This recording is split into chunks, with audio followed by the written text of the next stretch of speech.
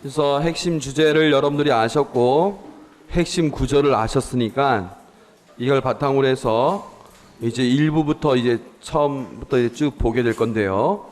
이 1부의 내용을 보게 되고 그다음에 2부의 내용을 보게 될 텐데 1부의 내용, 2부의 내용이 있어서 이제 이것도 본문 하나하나를 보지 않고 몇 가지 키워드를 가지고 볼 겁니다. 1부에서 우선 드러나는 구체적인 내용이 그 전체적으로 예수님이 뭐 기적을 행하시고 뭘 가르치시고 논쟁을 하시고 뭐 이런 것들은 마테오, 마르코, 루카, 요한 마테오, 마르코, 루카까지 거의 비슷비슷합니다. 근데 좀 특징적인 부분이 더 많이 드러나는 부분이 이 권위에 대한 내용입니다. 그래서 마르코가 10번이나 나와요. 마테오가 다 합해서 몇 장까지 있죠? 28장. 마르코는 16, 루카는 24, 요한은 21. 그러면은 마르코가 제일 적죠?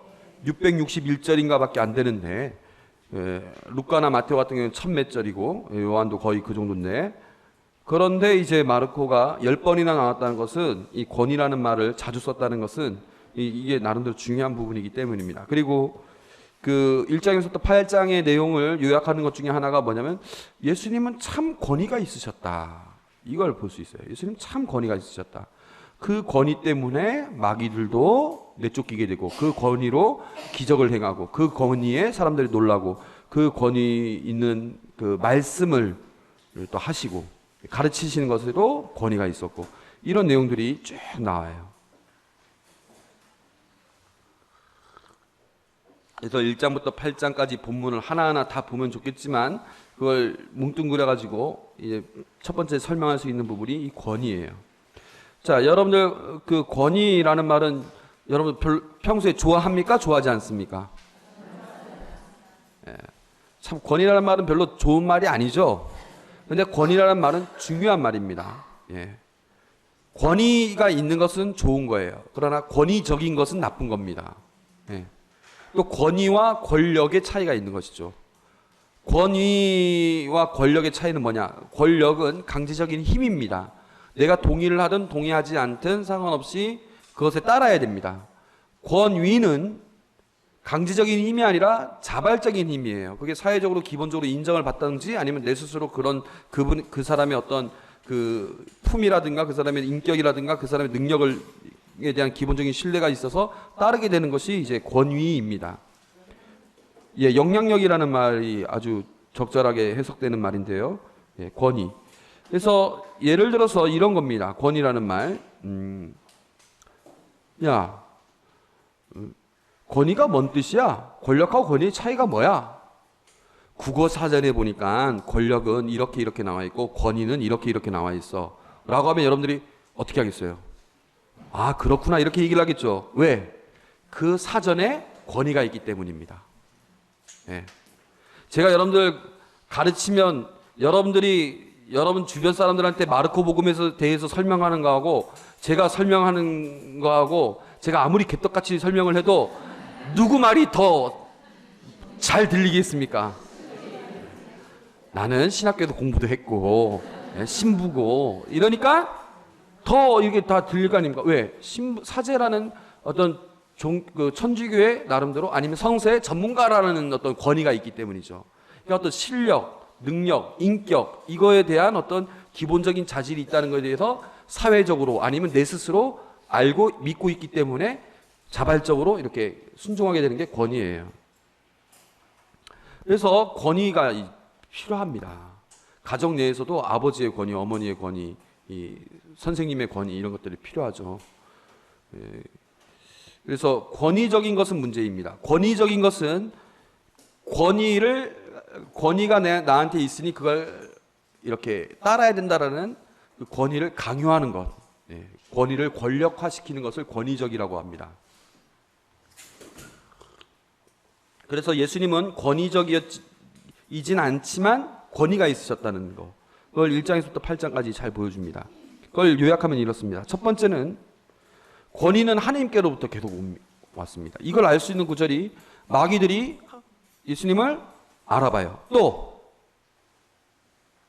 또 우리 아직까지 배웠던 걸 계속 생각하면 뭐가 있어요? 베드로 말고 세례받을 때랑 거룩한 변모 때 어떻게 했어요? 하나님 스스로가 이는 나의 아들이다.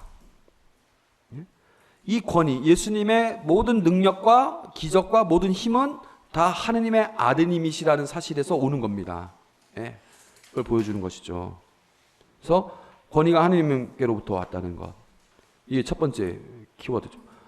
이 권위가 하느님께로부터 왔다는 사실을 여러분들이 잘 알아야 돼요. 제가 조천성당에 있을 때 우리 아버지의 해 맞이하면서 아버지들에게 힘을 실어주는 강론을 한번 한 적이 있습니다. 그때 아버지들이 감동받아가지고 고개를 맞습니다. 이랬던 적이 있는데 어떤 강론이었냐면은 제가 10,000원짜리 지폐를 꺼내 들고 자 이거 갖고 싶은 사람 손 드십시오. 그러니까 그래도 조천에서 몇몇 용기 있는 사람들이 손을 들더라고요.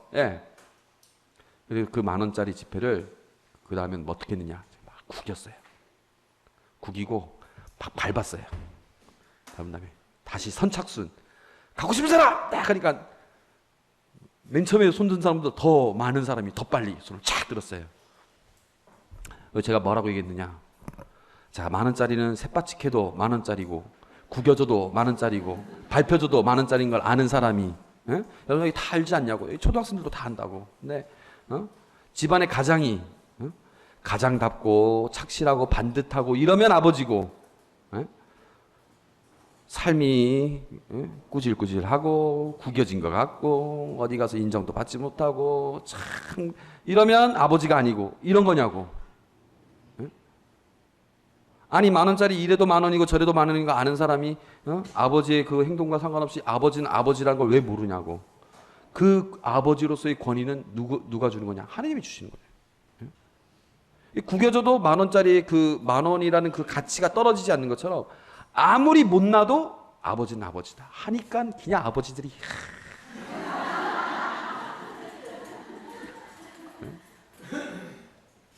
사람도 마찬가지, 인권이라는 말도 마찬가지죠. 사람의 권위, 사람의 뭐 권리 뭐 이런 거 아닙니까?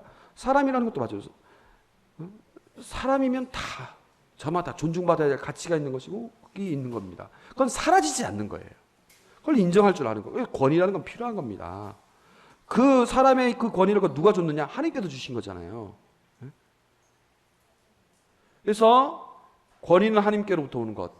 그래서 예수님은 그 권위를 이미 받으셨다는 것을 이미 요즘 말로 인증을 하셨습니다. 세례 때와 거룩한 변모 때. 그리고 마귀도 그걸 알아봤어요. 근데 그게 사람들에게서 보면 어떻게 되느냐? 예수님은 그걸 어떻게 했느냐? 아까 메시아 무슨 사상? 비밀 사상. 뭐뭐령 함구령. 예수님이 이걸 나 하느님의 아드님이야. 나 그리스도야. 믿어. 안 믿어? 믿어야 돼. 말로 강요하지 않았어요. 네? 대신 어떻게 하느냐? 행동으로 보여주시는 거예요. 네? 불의를 있으면 그 불의라고 꾸짖으시고 가엾고 불쌍한 이가 있으면 그 누구보다도 마음이 뒤틀리셔가지고 속이 뒤틀려가지고 그 가련한 마음에 가엾은 마음이 들어가지고 그들을 고쳐주시고 배고픈 사람들을 이렇게 먹여주시고 아픈 사람을 어루만져 주시고 누가 나병 환자를 만집니까?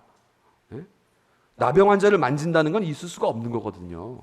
나병 환자를 만진다는 것은 자기 스스로도 부정한 사람이 되는 건데 나병 환자들은 얼굴을 가린 다음에 나는 부정한 사람이 하고 돌아다녀야 되는데 만지지 말라고. 근데 예수님은 그 사람을 보니까 그냥 가서 그 피부를 만져주시잖아요. 누가 안식일에 겁 없이 사람을 고칩니까? 근데 그 반대에도 불구하고 안식일이 누구를 위한 것인데 안식일에 사람을 살리는 게 옳은 거냐 죽이는 게 옳은 거냐 이렇게 하시면서 고쳐주시는 거. 당연히 해야 될 것들을 나는 하느님의 아드님의 입장으로서 안 할 수가 없는 거예요. 예수님은. 그래서 그걸 말로 나 하느님의 아드님이니까 하는 거야 이렇게 하는 것도 아니고 말없이 행동으로 다 보여주세요. 여러분들도 마찬가지 아닙니까? 집에서 딸이 어느 날 갑자기 문 쾅 닫았다. 내가 엄마인데 아무리 내가 엄마인데 그때 엄마한테 하는 거냐, 엄마한테 이게 되냐, 그때 아무리 엄마 강조해도 그 권위가 안 서요. 본당에서 본당 신부님이 야 본당 신부 앞에서 본당 신부인데 내가 본당 신부인데 우기면 그 순간 아 맞다 본당 신부였지 내가 왜 그걸 몰랐지, 아 존중해야 되는데, 그런 생각 여러분들 들었죠? 말 못하겠죠? 이게 말로 내가 누구라고 강조해서 될 문제가 아니라는 거죠. 그 사람의 그 권위는 뭘로 드러나느냐, 행동으로 드러나는 겁니다.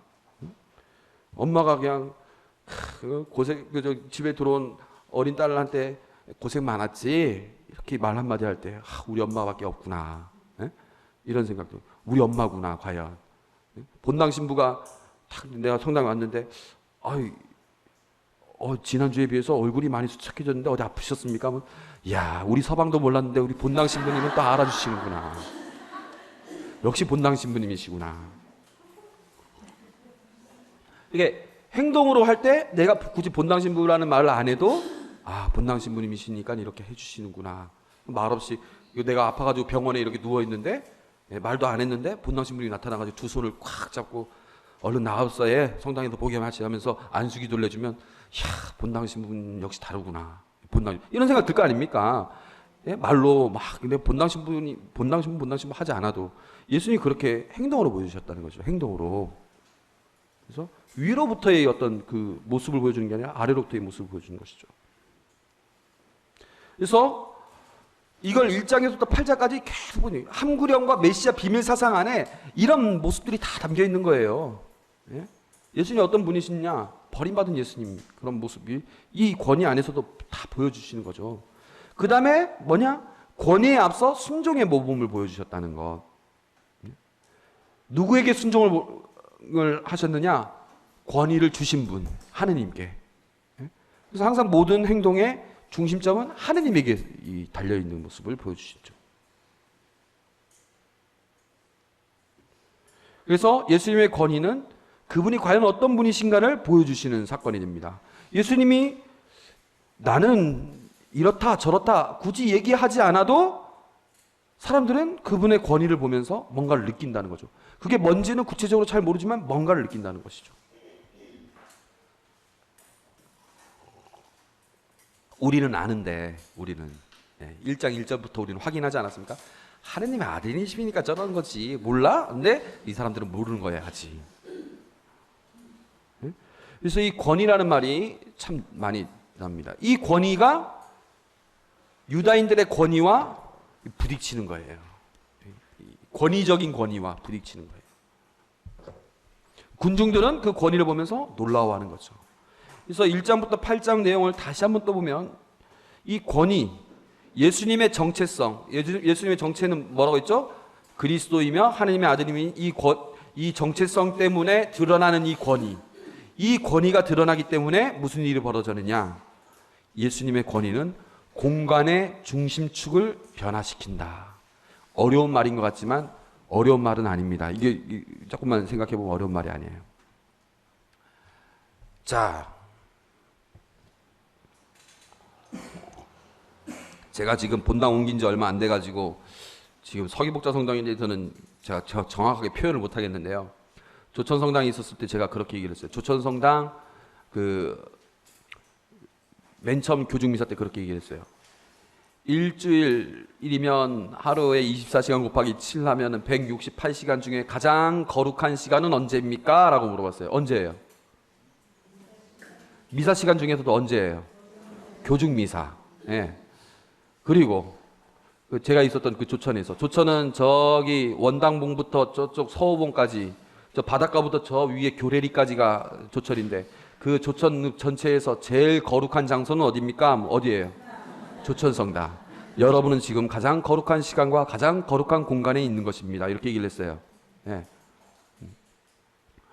그럼 이스라엘 사람들에게 있어서 가장 거룩한 곳은 어디입니까? 예루살렘 성전입니다. 그러면 그곳에 어떻게 됩니까? 가장 거룩한 시간이 되면 예루살렘 성전에 모여야 됩니다. 그쵸?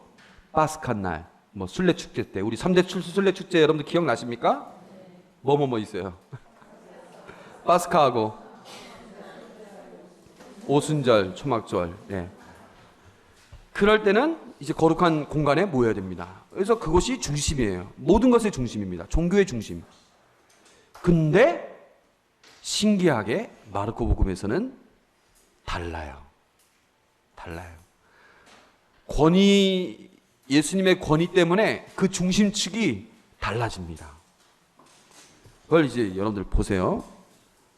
자, 회당에서 시몬 장모의 집에 갈 때 저녁이 되고 해가 지자 사람들이 병든 이들과 마귀 들린 이들을 모두 예수님께 데려왔다. 중심이 예수님.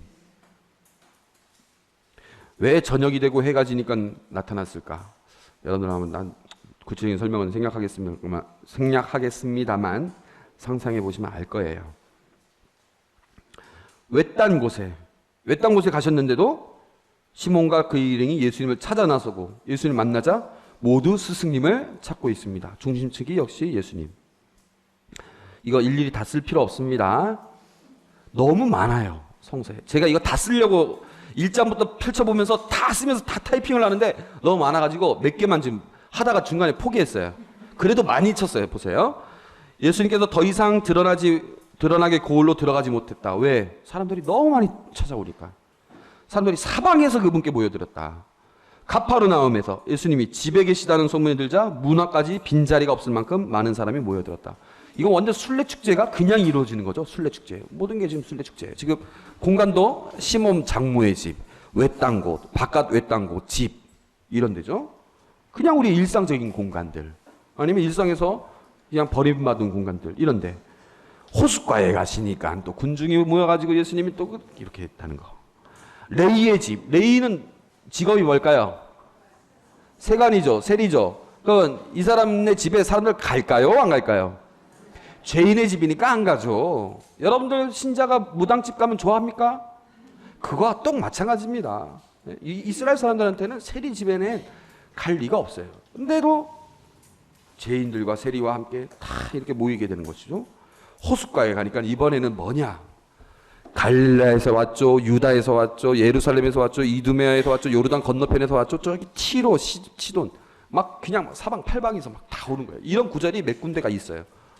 그러니까 예수님이 공간의 중심축이에요. 그러니까 예수님 가면은 어떻게 여러분들 이게 상상을 해보십시오. 이렇게 가면 쉬, 저렇게 가면 쉬, 이쪽으로 가면 쉬. 집이든 회당이든 바깥이든 광장이든 외딴 곳이든 호숫가든 산이든 가면 샥샥샥 이방인 지역이든 갈릴레아 지역이든 어디든 당신이 다니시면 그쪽으로 사람들이 샥 다 움직이는 거예요. 다.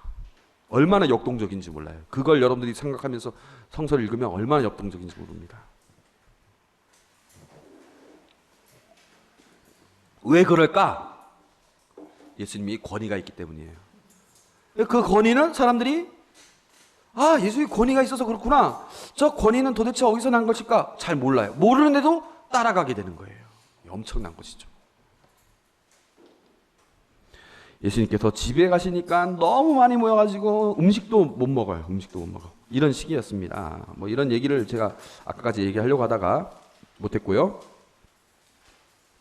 이 일부 1장에서부터 8장까지가 이런 권위 그리고 이 공간 이동 이런 것들이 아주 기가 막히게 나와 있습니다. 군중과 예수님의 모습을 잘 드러내고 있는 것이죠. 그 다음에 2부에 들어가서는 더 집중적으로 우리가 볼 수 있는 게 예수님과 제자입니다. 예수님과 제자의 이야기는 제가 이거 지난번 강의 때 이야기했었죠. 물론 우리는 콩나물입니다. 물 부으면 다 빠져나가게끔 돼 있죠. 그래서 들었던 거 다 까먹었지만 들었다 치시고 넘어가겠습니다. 왜냐하면 이건 다음 시간 때 제가 집중 조명할 거예요. 제자들의 특수 교육에 대해서 집중 조명할 거니까 그때 다시 한번 살펴보도록 하겠고, 아무튼 2부에서 이걸 집중적으로 한 부분이 있다. 이 정도만 해서 넘어가고, 이 3부가 이제 또 2부 이제 두 번째가 이제 또 기가 막힙니다. 참 기가 막히고 코가 막히는 일이 벌어지는 게 3부입니다. 그래서 예수님과 제자의 뭐 이런 관계가 있다는 거 여러분들 아시고, 예수님과 유다이즘 이미 1장에서부터 8장까지 예수님과 유다이즘이 대립하는 것들이 잘 드러나는데 그것이 이제 2부에 가서는 아주 크게 그 대립의 각이 이렇게 아주 첨예하게 드러나는 것이 나옵니다. 이 두 권위가 만나서 어떻게 됐는지. 자, 예루살렘 입성을 하죠. 11장을 펼쳐보시기 바랍니다. 11장 제목이 뭡니까? 이 구절은 마르코복음 11장 1절에서부터 11절까지는 언제 우리가 들을까요? 성지주일 무슨 해? 가해? 나해? 다해? 나해. 예. 예, 조금 여러분들 그래도 좀 성서 강의 온 보람이 있습니다. 이런 것도 좀 아시고. 예. 어디 가서 좀 예, 문자는 좀 읊을 줄 알겠습니다, 이제.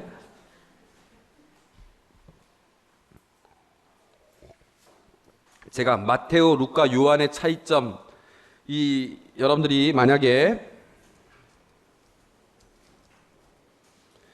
이렇게 그 사복음서 대조하는 부분이 있어요. 인터넷에. 이렇게 여러분들이 이렇게 보시면 마테오복음 내용, 마르코복음 내용, 루카복음 내용, 요한복음 내용을 한눈에 볼 수 있게 돼 있어요.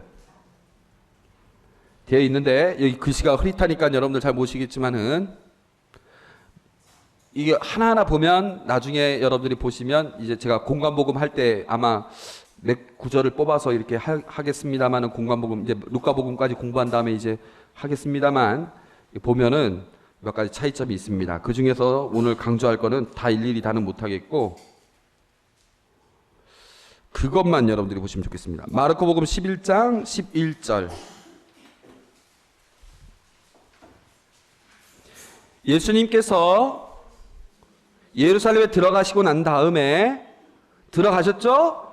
그 다음에 자 11장 11절 읽어보세요. 시작.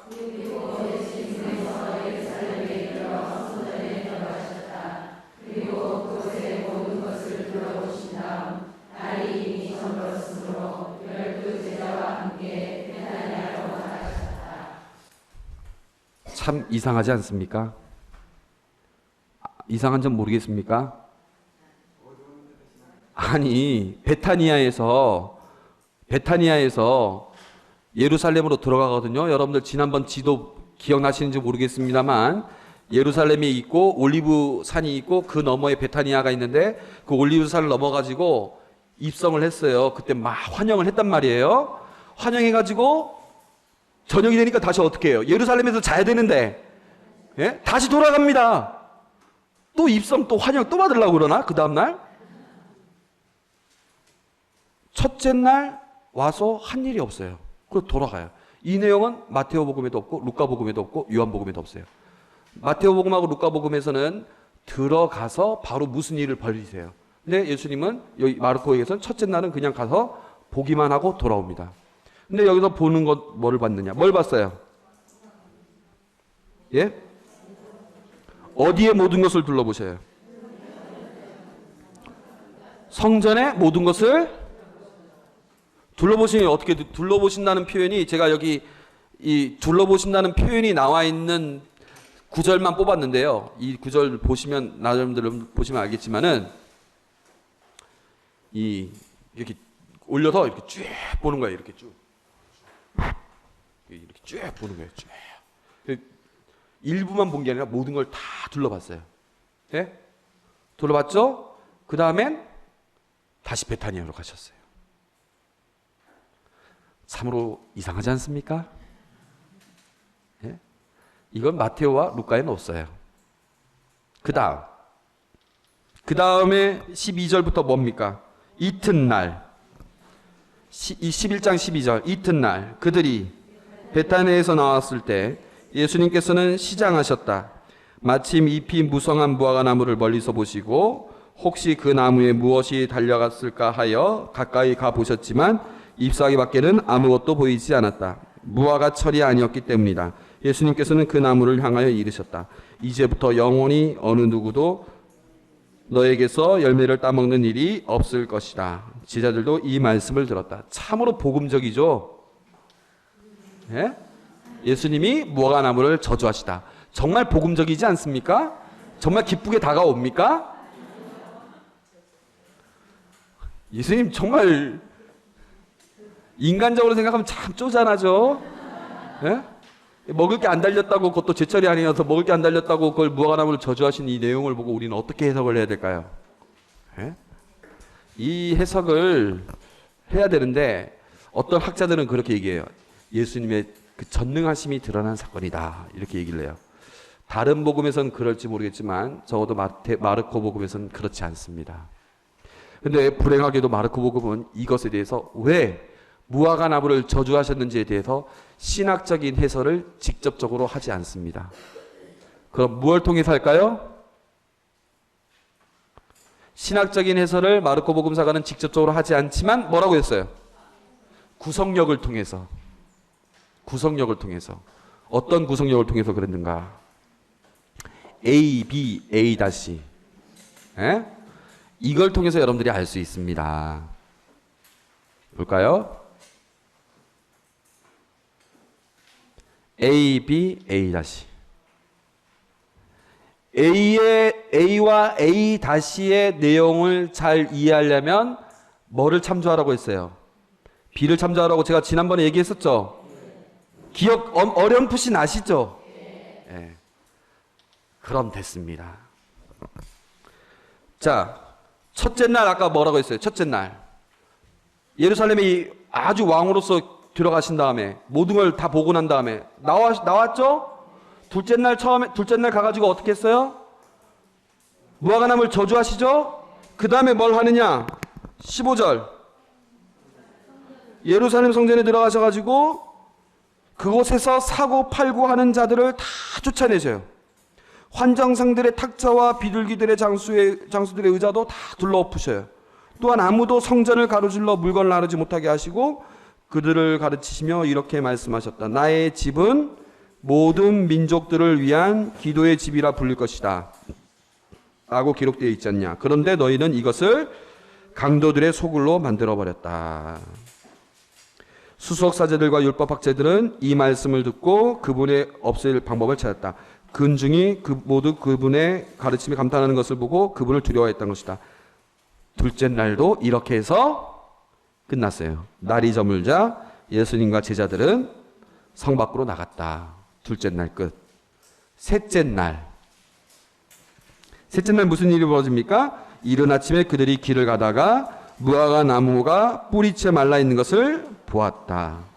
베드로가 문득 생각이 나서 예수님께 말하였다. 스승님 보십시오. 스승님께서 저주하신 무화과 나무가 말라버렸습니다. 자, 이 흐름을 종합하면 이렇습니다. 무화과 나무를 저주했는데 그 무화과 나무가 말랐어요. 그러면 이 중간에 성전을 단죄하는 이 내용이 들어갈 필요가 실질적으로는 없어요. 이게 없어야 오히려 더 이해하기가 좋아요. 그죠? 어느 날 예수님께서 무화과 나무를 보시고 말라버리게 했다. 그리고 그 다음날 가보니까 정말 말라 있었다. 끝. 깔끔하죠. 근데 그 사이에 내용을 집어넣었어요. 그 내용이 뭐냐? 이 두 가지를 연결하는 키워드가 되는 거예요. 자, 그러면 도대체 무슨 관련성이 있을까? 무화과 나무하고 성전하고 무슨 관련성이 있을까?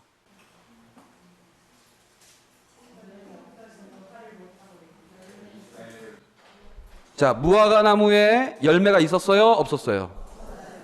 그러니까 저주를 냈죠. 단죄를 냈죠. 성전에도 그럼 열매가 있어야 되는데 성전에 열매가 있었어요? 없었어요? 성전에 잎은 무성했어요. 사람들은 많았고, 예? 사람들은 참 많았어요. 잎은 무성했으나 열매는 없었어요. 열매는 무엇이 열매여야 됩니까? 여기 예수님의 표현은 그냥 기도하는 곳입니까? 모든 민족들을 위한 기도의 집이 되어야 되는데 모든 민족들을 위한 기도의 집이 안 됐어요. 예.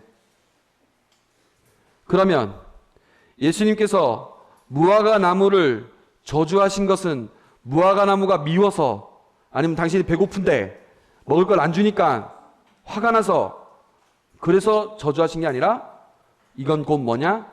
예언자적인 행동을 한 거예요. 여러분들 예레미야 예언자라든가 이사야 예언자라든가 예언자적인 행동을 한 걸 기억하실지 모르겠습니다만, 예언자들은 말로만 예언하지 않습니다. 말로만 메시지를 전달하지 않고 행동으로도 메시지를 전달합니다. 어느 날 갑자기 그냥 그릇을 팍 깬 다음에 이스라엘도 이와 같이 될 것이다, 뭐 이렇게 얘기를 하거든요. 옹기 그릇을 깬 다음에. 그런 식으로 행동으로도 보여주십니다. 그럼 무화과 나무가 말라버린 것은 무엇을 얘기하느냐? 내가 이제 성전을 단죄한다. 왜? 성전을 단죄한다. 왜? 잎은 무성하지만 열매가 없다. 이곳은 어떤 열매냐? 모든 사람들을 위한 기도의 집이 안 됐다.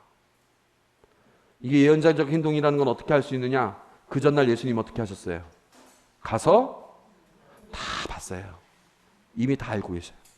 가서 다 보고 나서 다음날 지나가다가 무화과나무를 보니까 예언자적인 행동을 하시고, 제자들 보라고 하시고 가가지고 거기서 다 둘러엎으셔가지고 기도의 집이 돼야 되는데 이게 왜 이렇게 되느냐 얘기하시고, 가서 보니까 무화과나무가 어떻게 됐어요? 말라버렸죠. 그럼 이제 성전 어떻게 되겠습니까? 성전이 어떻게 되겠습니까? 성전이 파괴되겠죠.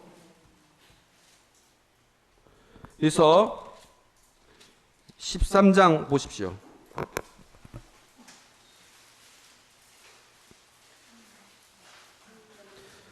예수님께서 성전에 나가실 때 제자들 가운데 한 사람이 말했다. 스승님 보십시오. 얼마나 대단한 돌들이고 얼마나 장엄한 건물들입니까? 그러자 예수님께서 그에게 이르셨다. 너는 이 웅장한 건물들을 보고 있느냐?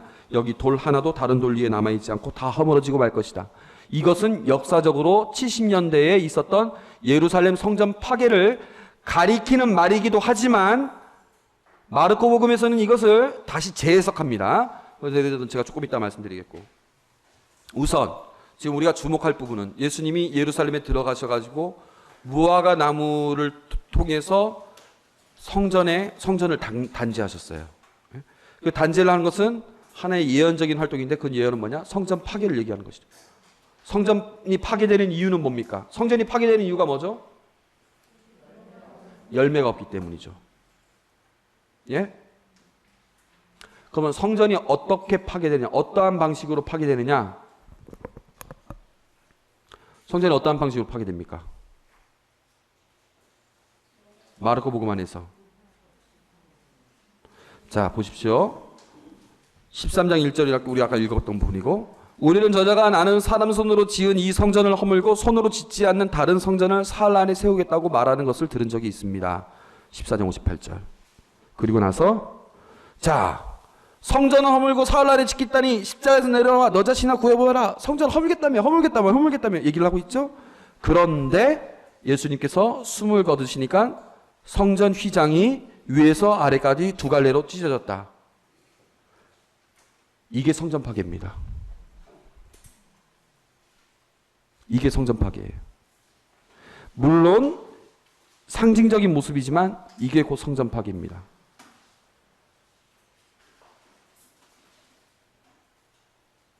자, 성전 휘장은 어디에 있는 거냐면 지성소 앞을 가리는 게 성전 휘장입니다. 그것은 늘 가려져 있어요. 언제 누가 성전 휘장 안을 들어갈 수 있냐면은 대사제가 속죄의 날만 들어갈 수 있어요. 1년에 한 번. 그때만 대사제에게만 그 지성소가 공개돼요. 하느님의 현존이 있는 곳인데, 근데 성전 휘장이 두 갈래로 쫙 갈라졌으니까 이제 하느님이 휘장 안에만 지성소 안에만 머무는 게 아니라 어떻게 되겠어요? 세상 만사에 다 드러나셨죠. 그럼 아까 여러분들 성전의 열매가 뭐라고 했습니까? 기도의 집은 그냥 기도의 집이 아니라 뭐라고 했어요? 모든 민족들을 위한 기도의 집이라고 그랬죠. 모든 민족들을 위한 기도의 집이 되기 위해서는 어떻게 되겠습니까? 성전 휘장이 찢어지고 하느님의 현존이 머물고 있는 이 지성소가 더 이상 그 안에만 갇혀져 있는 게 아니라 세상 모든 이에게 다 드러나게 된 거예요. 성전의 무너짐은 곧 뭘 의미하는 거냐? 이 성전은 더 이상 잎 잎만 무성하지 열매를 맺는 그러한 무화과 나무가 아니다. 이것은 필요 없고 이제 모든 일을 위한 진정한 열매가 이제 모든 이에게 다 나눠질 것이다. 그 열매가 다 나눠질 것이다. 그래서 성전 이장이 찢어졌어요. 그래서 성전이 무너졌어요. 그 중심축이 누구냐? 예수님이었어요. 예수님의 죽음. 아까 제가 얘기했죠. 중심축이 예루살렘 성전이 되지 않고 예수님이 된다고 했죠. 그 예수님의 죽음이 중심이 되어서 바로 그것이 계기가 돼가지고 성전이 무너지고 모든 민족들에게 하느님을 만날 수 있는 길이 열린 것이죠. 이해가 됩니까? 그럼 무화과 나무가 말라버린 것은 기쁜 소식입니까? 나쁜 소식입니까? 참으로 기가 막히고 코가 막히지 않습니까? 무화과 나무가 말라버렸다는 것은 곧 하느님은 유다인들만의 하느님이 아니라 모든 민족들을 위한 하느님이 되는 것이고, 유다인들이 단죄받을 부분들, 곧 성전 안에 열매가 맺지 못한 것을 예수님께서 단죄하셨다는 것이고, 단죄의 방식은 어떤 거예요? 처참하게 무너뜨리는 것이 아니라 당신의 죽으심이었고, 당신의 죽으심으로써 성전 희정이 찢어졌고 모든 민족들에게 하나님의 현존이 드러나는 게 곧 심판이었어요. 그리고 역사적으로 무슨 일이 벌어졌냐? 실제 그 성전이 무너지는 거예요. 그래서 예루살렘 성전이 파괴됐을 때 죽은 사람만 11만, 포로가 9만 8천 명. 당시 예루살렘 인구가 4만이니까 엄청난 사건이에요. 엄청난 사건. 이 엄청난 사건에서 이때 이 마르코 공동체는 이 복음을 듣기 전에 이 사람들은 하나님의 현존이 이제 사라지는 것이냐. 예루살렘 성전이 무너졌다는 것은 우리의 중심축이 사라진 것인데, 이게 도대체 어떻게 된 거냐? 왜 무너져야만 하는 거냐? 무너졌다면 이제 더 이상 우리에게 어떻게 하나님을 만날 수 있다는 말이냐? 라고 충격을 받은 것이죠. 로마 권력이 결국에는 세상을 지배하는 것인가? 하나님은 더 이상 없는 것인가? 이런 문제에 봉착됐을 때 마르코 복음사가는 그게 아니다라는 걸 얘기해 주는 겁니다.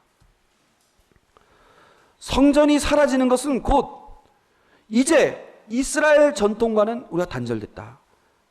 그 성전 안에만 갇혀있던 하느님이 오히려 성전의 무너짐을 통해서 모든 얘기가 드러난 것이다. 그 중심은 곧 예수님이다.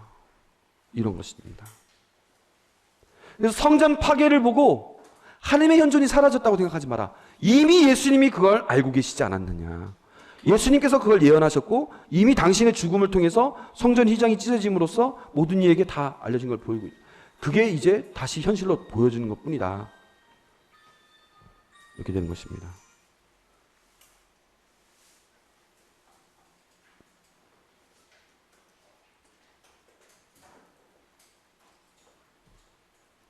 마르코 복음이 참 멋있죠?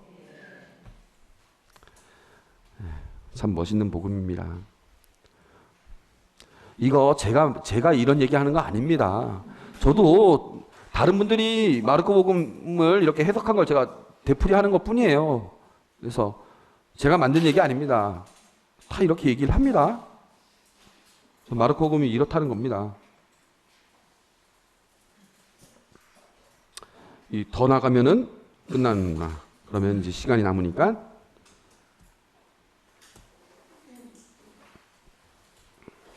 그래서 우리가 지금 이것만 봤어요. 예루살렘 입성했고 성전에 대한 메시아 사건에 대해서 얘기를 했고, 그죠? 그 다음에 이제 12장을 우리가 생략했어요. 12장을 생략했죠? 그 다음 우리가 바로 본 게 뭐였습니까? 13장 1절에 아까 무슨 내용 나왔었죠? 13장 1절 성전이 파괴될 것이라고 예수님 예언했죠? 그 다음에 우리가 15장으로 건너가서 실제로 예언대로 된 것을 우리가 봤죠? 14장에는 예수님의 순환 뭐 이런 것들이 나왔고, 그러니까 우리가 지금 12장을 생략했어요. 그죠? 나머지는 다 봤는데, 물론 종말론적인 가르침은 또 생각이 됩니다만, 그러면 이제 12장이 지금 있어요. 12장에서 어떤 일들이 있는지 이것만 간단하게 보도록 하겠습니다. 그러면 12장을 펼쳐보시기 바랍니다.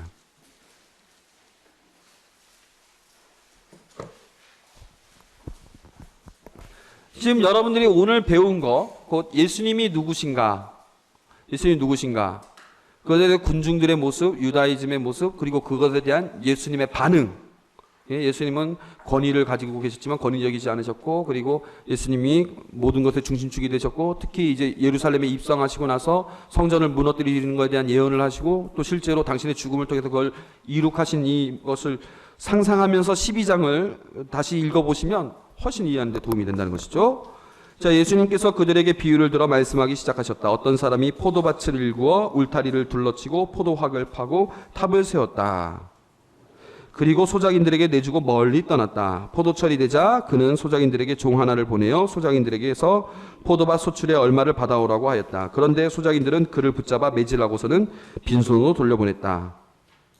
주인이 그들에게 다시 다른 종을 보냈지만 그들은 그 종의 머리를 쳐서 상처를 입히고 모욕하였다. 맨 처음엔 빈손으로 돌려보내고, 그 다음엔 상처를 입히고, 세 번째는 그 종을 죽여버렸다. 더 많은 종을 보냈지만 매질하고 더러는 죽였다. 이제 주인은 오직 하나 사랑하는 아들만 남았다. 그는 마지막으로 내 아들이야 존중해 주겠지 하며 그들에게 아들을 보냈다. 그러나 소작인들은 저자가 상속자다.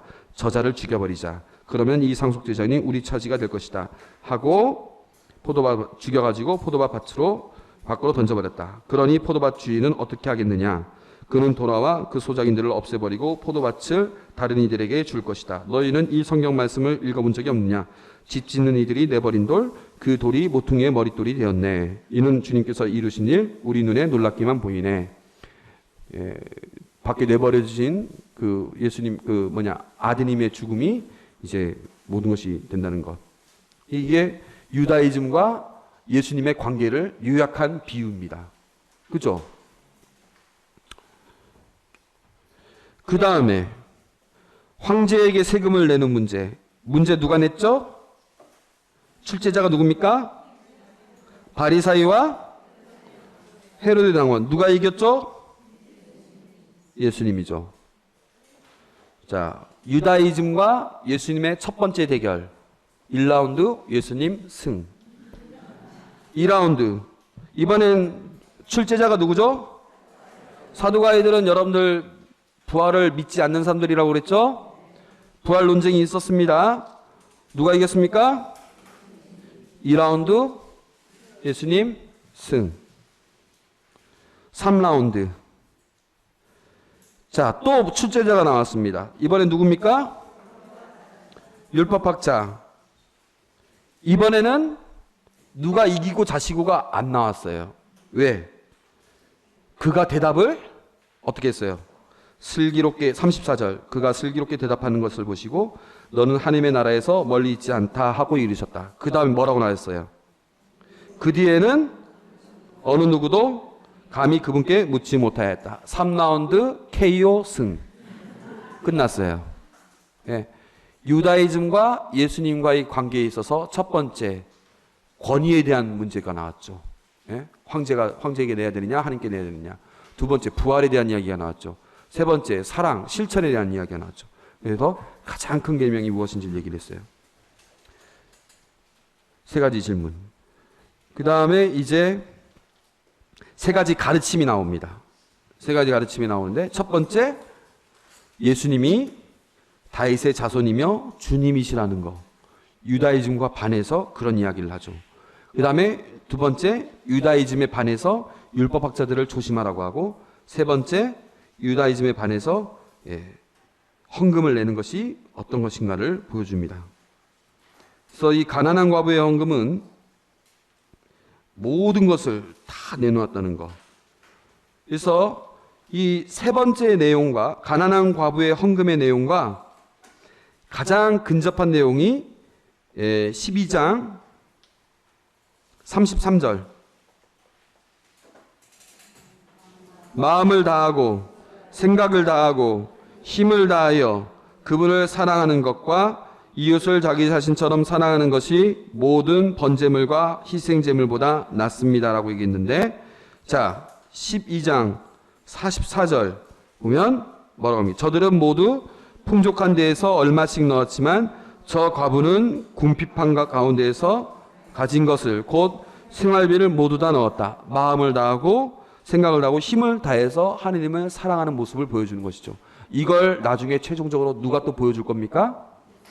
예수님이 마음을 다하고 생각을 다하고 힘을 다해서 가진 것, 그분이 가진 것 모든 것을 다 내어놓으시겠죠. 십자가상에서. 네? 유다이즘과 예수님의 관계에서 보면 예수님이 KO 승을 이루시고 그리고 또 예수님이 참된 주님으로서 유다이즘에 반해서 모든 걸 다 내어놓는 모습을 보여주실 거라는 것을 12장에서 보여줍니다. 뭐 이런 내용들을 해서 그 다음에 13장 넘어가고 14장 넘어가고 이렇게 진행이 되는 겁니다. 그래서 여러분들이 이런 내용 질문 있습니까?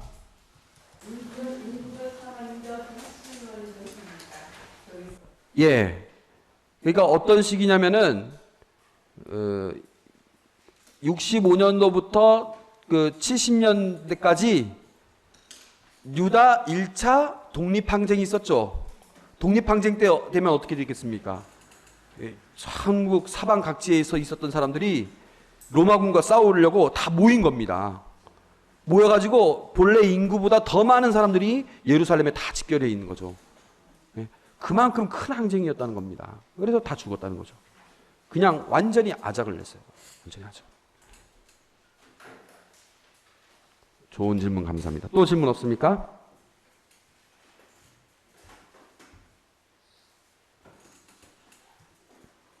그러면 다음 주는 화요일 날이 석가탄신일이죠. 그래서 여러분들 다 절간에 가서 절밥 먹어야 돼요. 그건 아니겠지만, 그래서 공식적인 공휴일이기 때문에 저희도 쉬겠습니다. 그래서 여러분들을 만날 날은 다다음 주입니다. 그래서 여기까지만 하고요. 숙제는 이번엔 다른 거 냈습니다. 마르코복음 읽어오는 거 하고 제가 다다음 주에요. 시작할 때 여러분들 출석부를 보고 이름을 부르면서 질문하라고 할 겁니다. 예? 질문들 다 준비하고 오십시오. 마테오와 마르코복음 안에서 질문하시기 바랍니다. 질문 하나씩 준비하고 오세요. 그러면 마침 기도 마치도록 하겠습니다. 성부와 성자와 성령의 이름으로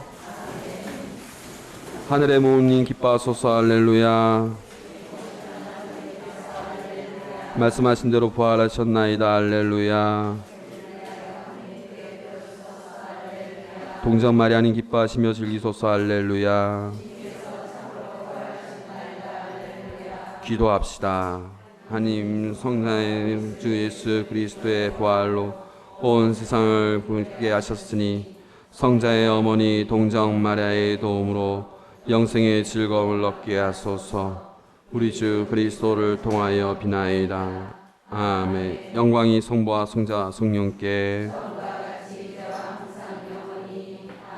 주님께서 여러분과 함께 전능하신 천주 성부와 성자 성령께서는 여기 있는 모든 이에게 강복하소서.